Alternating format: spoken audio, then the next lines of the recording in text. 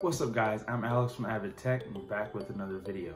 Today we're going to be discussing a product that I think could take over the PC market in 2023. That product is none other than the new and improved Mac Mini from Apple. Let's get into why and let me know in the comments below whether you agree or disagree with that statement.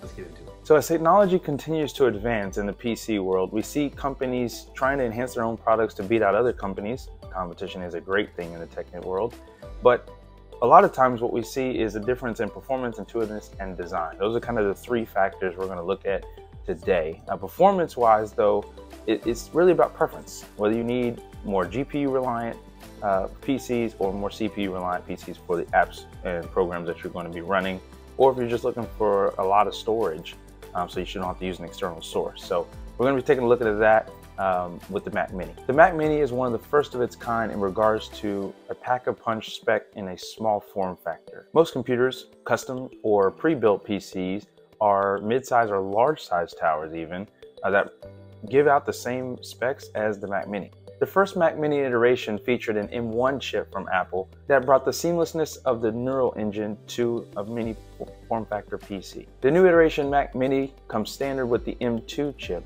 so it's a successor to the M1 chip, obviously from Apple, but now with a little bit more performance and efficiency in its core. What's great about the second iteration Mac Mini is that not only does it come with the standard M2 chip, but it also comes with the M2 Pro chip now for the Mac Mini. So now you can get even more cores and efficiency with the PC. In terms of specs, the M2 Pro Mac Mini comes standard with the 10-core CPU and up to 32 gigabytes of RAM, or unified memory is now what Apple is calling their RAM. So it's essentially the same thing, just a little bit more efficiency in terms of how it processes the data that it's getting. Standard M2 chip Mac Mini comes by default with an 8 gigabyte CPU and up to 24 gigabytes of the unified memory. So you're getting a good pack-a-punch from either side there. It just depends on what you really need performance-wise. Design, it really doesn't change much other than the internals, but it really just depends on what you need it for. Video editing, productivity, just school stuff, business, whatever the case is, Apple's got you covered in both ways. Now jumping into price. So we have the M2 Mac Mini and we have the M2 Pro Mac Mini. So the M2 Mac Mini will start at $599.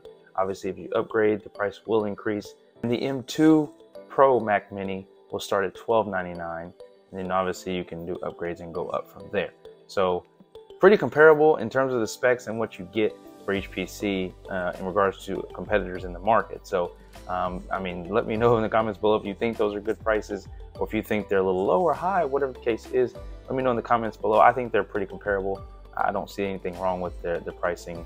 I'm actually surprised that it's not a little bit higher. I think I'm going to be replacing my PC with one of the Mac Minis, most likely the M2 Pro chip, so I just get the most performance out of my dollar and efficiency out of my dollar. So let me know in the comments below if you're going to think about replacing your PC or just going with that custom build that you may have already saved in a cart somewhere that you haven't pulled the trigger on. Let me know if this is something that you might be interested in getting.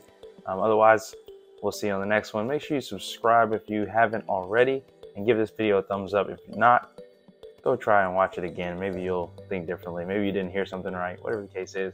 Otherwise, we'll see you on the next video.